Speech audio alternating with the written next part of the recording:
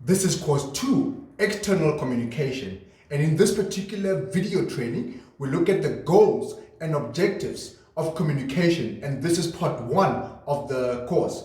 And so let's get right into it. The business that you are working with communicates with various different types of individuals on a day-to-day basis. Firstly, service providers, right? Strong working relationships the business has with various service providers leads to increased service delivery in the practice. The excellence at which the service delivery will continue to increase as a result of the service providers understanding the role and the importance of the value that you are adding to the consumers that you are seeing as a practice. And so when that relationship is good, they know that when they don't deliver, you don't deliver. They know that when they deliver, you are able to deliver far more. And so you are in a position to set expectations and guidelines for how you're doing business. This is going to be very, very important because it's going to influence and impact the efficiency and effectiveness of the different systems, protocols, procedures, processes that you as an optometric practice have within the community that you are serving.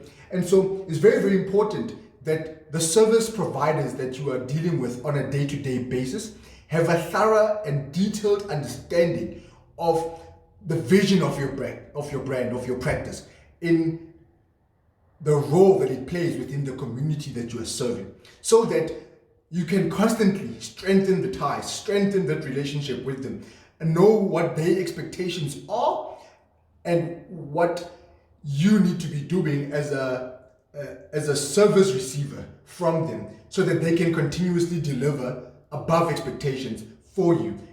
And they need to know that this is the expectations that the consumers have with regards to the service that they're getting from your practice.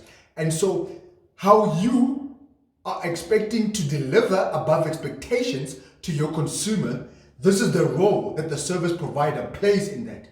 And so they need to be in a position where they understand that they cannot drop the ball in whichever way, because it's going to influence and impact your service delivery excellence to your consumers. So very, very important that you set those guidelines and reference points and expectations right from the start with your service providers, so that the working relationship can be strengthened, so that the communication can constantly be growing in order for you to deliver on that which you have promised your consumers.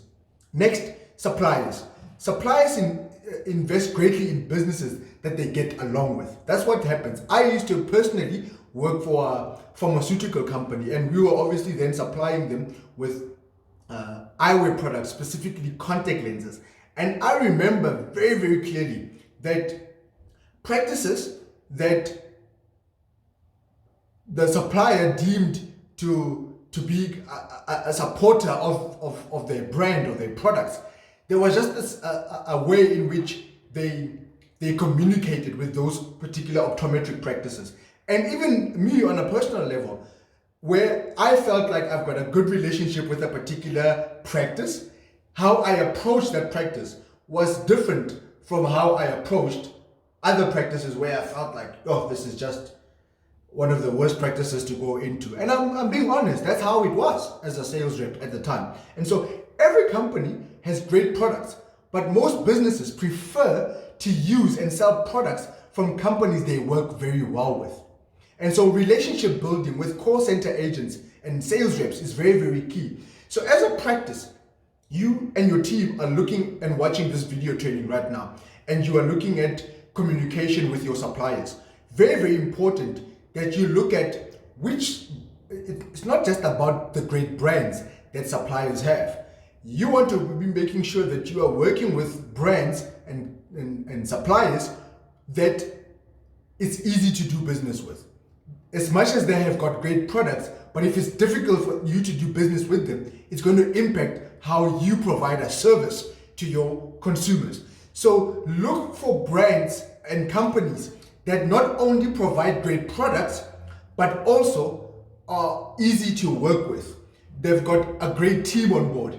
They've got a great call center agent, administrative staff, sales reps, sales teams that make how you do business with them user-friendly, easy, convenient, comfortable, and it's going to influence how you do business with the consumer. So very, very important that once you've identified that, set those expectations. Make sure that the supplier understands how you are positioning your brand, how you are positioning your business within the community that you are serving, so that they too are in a position to know that they have to deliver on the expectations that they have set or that you guys have set together, because it impacts how you do business with the consumers. So very, very important that you are also investing in suppliers that can help you be a bigger brand within your community. And that's how they approaching your business. They're going to keep investing in brands that are growing their product, that are using and utilizing their product. So it's a give and take or a give and give relationship. So look at those particular suppliers that you are working with, the ones that have got great products, but it's terrible service delivery that you're getting from them. It's going to be impacting the service delivery that you are having with your patients, because you can't deliver on the products with ease, with efficiency, with ease, So why continue that relationship? Make sure that you are building an infrastructure of suppliers around you that help you deliver on that which you say you're going to be delivering. And if a supplier is constantly dropping the ball, don't be afraid or hesitant to change the supplier to a different supplier, especially if it's been going on over a period of time. Move on. Make sure that you are working with suppliers that are adding value to your business. Not only limited to the products that you are getting from them, but the overall experience that you are getting from the supplier. Next, healthcare practitioners as a whole. The advantages that exist from having a mutually beneficial relationship with other practitioners has the power to add greater value to your brand. Your network determines your net worth. And so it influences how detailed your referrals and follow-ups will be pertaining to how you do business, right? With your patients, your customers, your clients. So very, very important that you as a practice are determining that, wait a minute, here's the healthcare sector or industry. This is the different components of the healthcare industry. If I need to refer someone to a GP, a pharmacist, if I need to send them to a specialist of some sort, who is my network? Who is in my network? The more you increase your referral system, the more your referral system back to you is going to increase. And that's how it works. So create a healthcare practitioner network for your practice that is going to be where you are constantly sending referrals out for patients that need those particular services. And the same thing will be given back to you. And make that other person on the receiving end know that you are part of, or he or she is part of your healthcare practitioner network. Because when they know, it's going to be easier for them to also then refer people to you. And make sure that you set expectations. You set the standard of when you are sending referrals. This is the standard at which you are sending referrals. That's the standard that you're expecting to receive. This is the standard that you are expecting to receive referrals to. And you're going to be finding that no matter how great your social media is, how great digital marketing is as a whole, if you can have a strong referral system, whether it be from other healthcare practitioners, whether it be from your patients, your business is going to grow exponentially as a result of that referral system that you have. And one of the things that influences the referral system is your work ethic, the service delivery that you have, the culture in your organization, the how you are delivering on that which you said you're going to deliver. So very, very important that you are creating a company culture that has a massive influence with regards how people are referring their colleagues, their families, their friends back to the practice. Other people that you're communicating with, very, very important now. It brings us to the consumer. And you remember the whole topic is about external communication. So we're just focusing here on the external communication that is taking place. So we just started with the people that your business deals with or interacts with on a day-to-day basis. Now let's focus on the consumer. Patients. Patients are those people that walk into your optometric practice for the very first time, right? And so first impressions count. Remember, patients have preconceived ideas about healthcare practices as a whole. However, their initial encounter with you determines their overall experience and sets the tone of expectations going forward. Patients want to know what is wrong with their vision, how to solve it, and what the costs involved will be. So if you can make sure that you can connect with patients on first impressions and you literally set the tone right from the start, it makes the journey going forward very much easier. And so it brings us to the next point, customers. Customers are those people that perhaps they have had eyewear or a pair of spectacles before, but not necessarily from your practice. Or they got the last pair of spectacles from you, but perhaps they only came once before. And so with customers, they're always moving around from one practice to another until they find the place that speaks directly to their needs and wants. Your responsibility is to ensure that the practice that you are working in is the one that they're looking for. And so customers want to know the prognosis and if there are better management solutions that are available for them. So one of the things that speaks directly to customers is service delivery. Because the only reason why they will be moving from one practice to another is because they were not satisfied with the experience that they got at the previous optometric practice. That is unless they moved from one town to another, they moved from one area to another. But most of the time, service delivery is as a result of customers moving from one practice to another.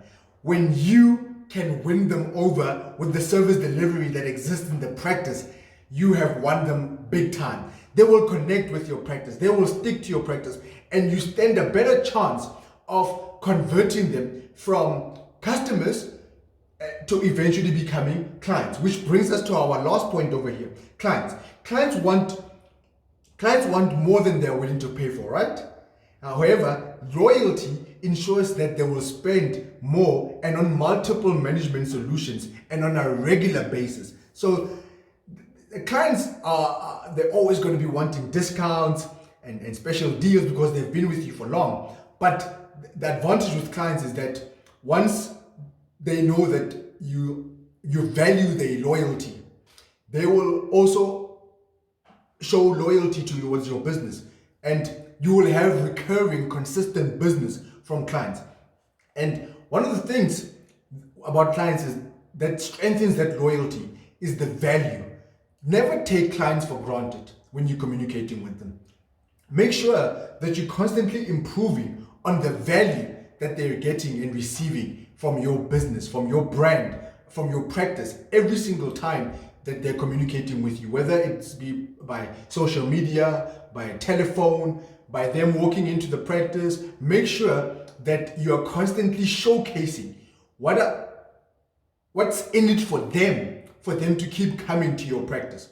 And so if you don't know why clients keep coming to your practice, you're going to struggle to understand why now all of a sudden they are leaving your business. So very, very important that you capitalize on the value add that you are adding or that you're giving to your clients, and you keep strengthening that relationship from a value point of view so that you can solidify the loyalty that exists between yourself and the client. And so that's the consumer basically that comes into the optometric practice. You've got the patient, you've got the customer, and you've got the client.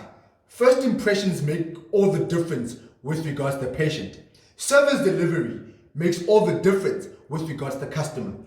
And value makes all the difference when it comes to the client. And that's how you communicate with the consumer. And it's so important that you understand that it's not a one-size-fits-all approach to the different people that come to the optometric practice. I've seen it with multiple practices that they just treat every single patient the same. Because why? they just see that person as being the patient. But what we have done in our wide range of books is that we have actually profiled the difference between the patient, the customer, and the client. And we say that there are different characteristics that define each and every one of them. And once you understand what the client requires, what the customer requires, and what the patient requires, you are in a position then to exceed expectations on all three, because you are understanding that you are seeing this individual and this is the profile of this individual. And when I exceed expectations and when I communicate with them in a manner in which they will most respond to, it just influences how they connect with the business. And when they connect with the business that I'm working in, it's going to influence their purchasing decisions within the same practice as well. So that's very, very important that you understand the goals and objectives of communication between the service providers, the suppliers, the healthcare practitioners, the patients, the customers, and of course, the clients. And that's basically part one of